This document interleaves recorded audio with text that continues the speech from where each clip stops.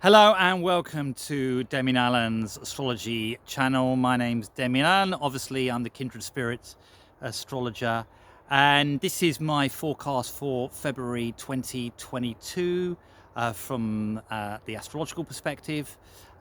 What's happened with the planets, what planets are dominating, what planets do we have to really kind of look out for. So I thought I'd do this video in nature, my spiritual home, I like to call it, because this is where I gain most of my inspiration, and this is when you connect with the present, connect with the source of what this beautiful planet Earth is all about. And what I've just said is incredibly Aquarian, and there's a reason for it, because we're going into the Aquarius phase. We've survived, hopefully, January 2022. That was a very, very intense month. It was, planets weren't behaving themselves at all. I'm sure you're all out there sort of feeling it. But listen, if you're new to the channel, please press the subscribe button. It all helps. And hello to all my subscribers out there. And also, if you like this particular video, then press the like button, because that helps as well. Right, okay. So February 2022, we start off optimistically. You'll be pleased to know. We have a new moon at 12 degrees in Aquarius, hugely significant, because of course with a new moon the sun is also at 12 degrees. That's conjunction between the sun and the moon, the two luminaries in the sky, and it's also supported by Saturn, which is also in Aquarius and making conjunction.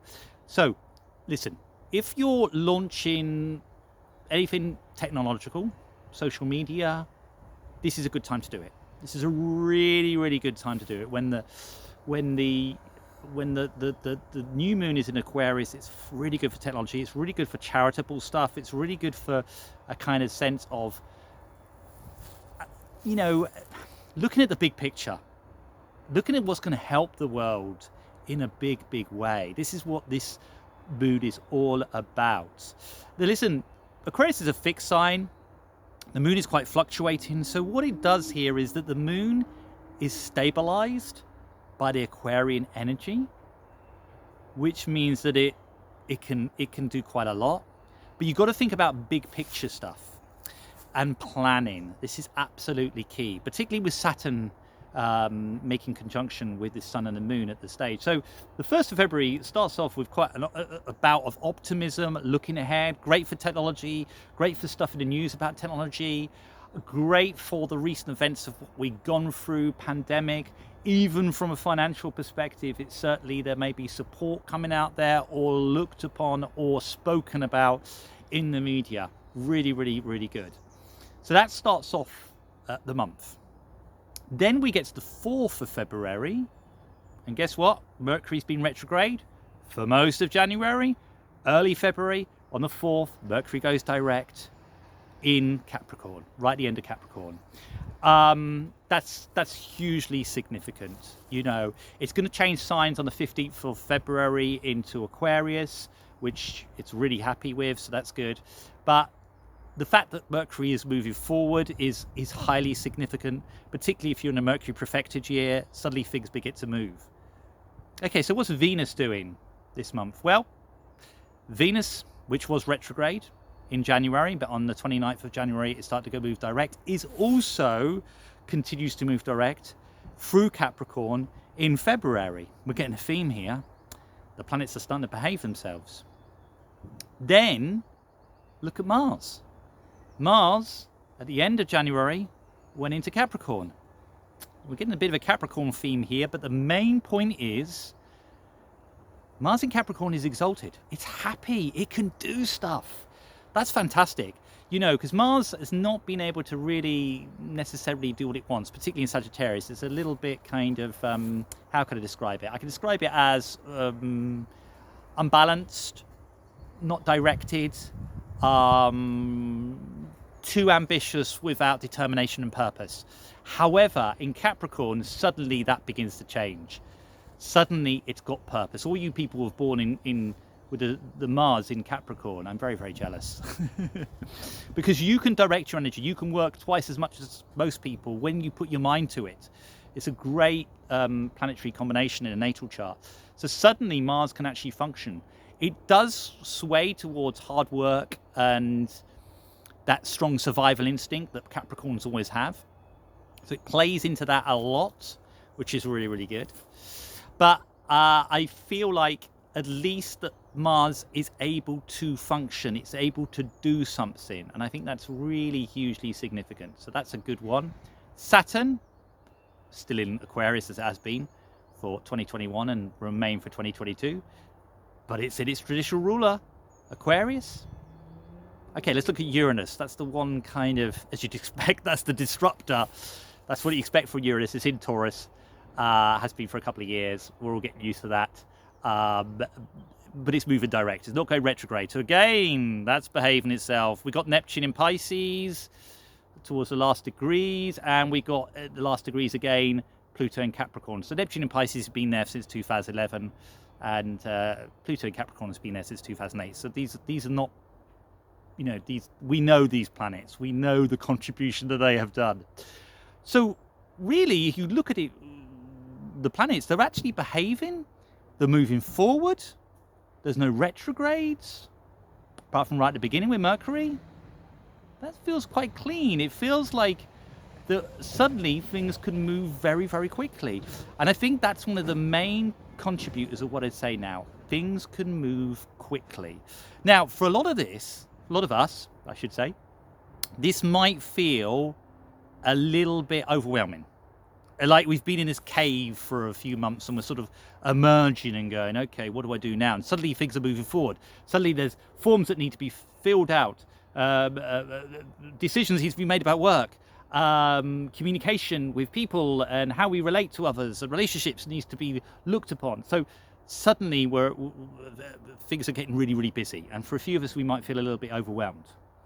Now, here's the key dates I think to look out for. I think these are slightly difficult dates, I would say, which is the 11th, 12th and 13th. We've got a combination of Mercury and Pluto, and that brings up the old themes that we had really towards the end of January, particularly from a political point of view.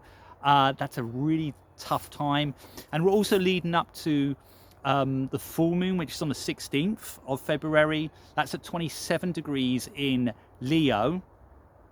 Now, for the UK and its Prime Minister, Boris Johnson, if he's still our Prime Minister, I think he will be at this point, we're never too sure.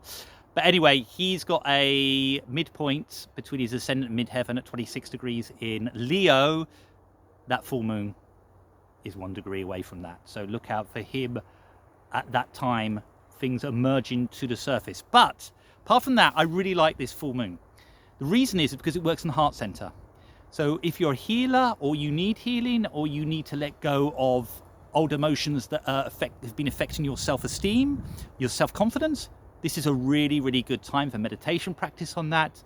Working with the heart chakra, hugely important. I think this is, if you're a therapist, if you're a person that works as a psychic or a tarot reader or a healer or an astrologer, this is a hugely important time because you can begin to process that heart center and work through it. So from an energetic collective point of view, this is a really interesting time period. That full moon is kind of purifying the heart center and bringing things to light that need to be brought out light, particularly in love and relationships, you know, and that's a real, in a healing way, not in a kind of difficult way, in a healing way. And I think that really brings about that aspect of the Venus retrograde that we had in January. There's a bridge to that. And as I said earlier, it's a lot about self-esteem and the self-esteem issues and how we feel and how we love and how we, you know, take care of other people and how we empathize. And that's sort of, as the sun hurtles towards Pisces, that's a really nice vibration to be kind of looking at and going through. So it's hugely important. So that full moon is really kind of significant, particularly if you've got planets around about 25, 26, 27, 28, 29 degrees in either Taurus, Leo, Scorpio, or Aquarius. Basically the fixed signs, then you are going to really kind of feel that energy shift and turn through that. And then, of course, the moon after the 16th is waning in its power. So it's drawing in. So that means, and then the sun goes into Pisces at sort of the 20th. So again, we get a shift from this Aquarian need of intellectualism, ideas, social media, big picture, to this more empathy, embracing, spiritual, end of the cycle, creative, connecting with other realms, energy of Pisces, that we come to the end of February, which is hugely significant. We're kind of going to need that. I always feel like when the sun is in Pisces, yes, it's the end of the astrological wheel. So it's a time of letting go. It's a time of closing a chapter on some stuff. Anyway, from my point of view, when the sun goes into Aries, 20th of March or 21st sometimes, that's the start of the new year. That really is the start of the astrological wheel. So the end of Pisces is kind of an energy that is, everything's kind of going a bit more inwards, and we're transported to other lands. And I think that's significant, especially in spiritual practices.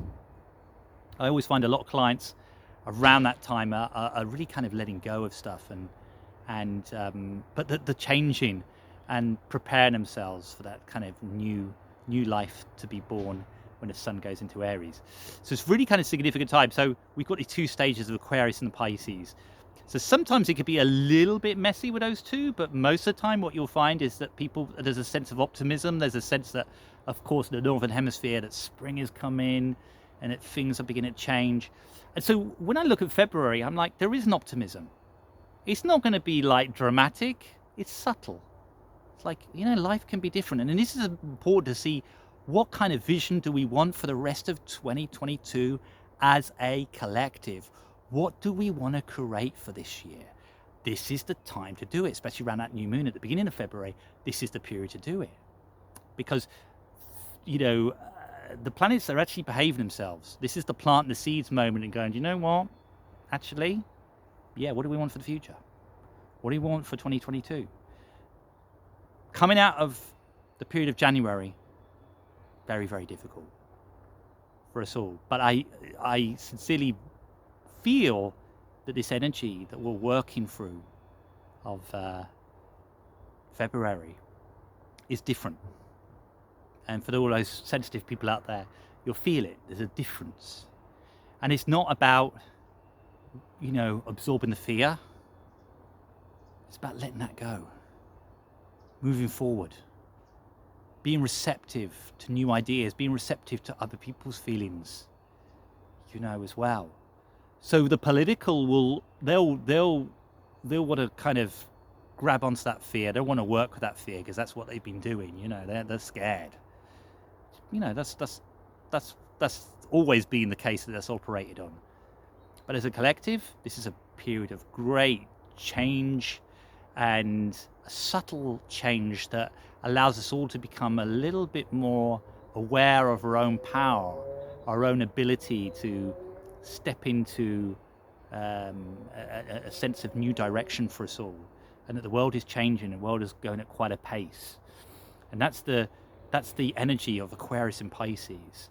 Be humanitarian, and then step into this sort of empathy and all-embracing energy that is bigger than us, so much bigger than us, and hugely inspirational if we allow it to come to us, But of course, within that, you're always battling against the society, the structures, the limitations, and I get that.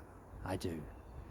But if you create a vision in your mind, then that's the first seed that's planted, and then things externally can manifest. So thank you very much for listening to me. And as I said, subscribe to the channel. There's going to be more videos coming up for you all. And press that like button, express how you feel by press that like button. Anyway, keep on watching, because soon I'll put some more videos up. But thank you very much for listening, and enjoy your February.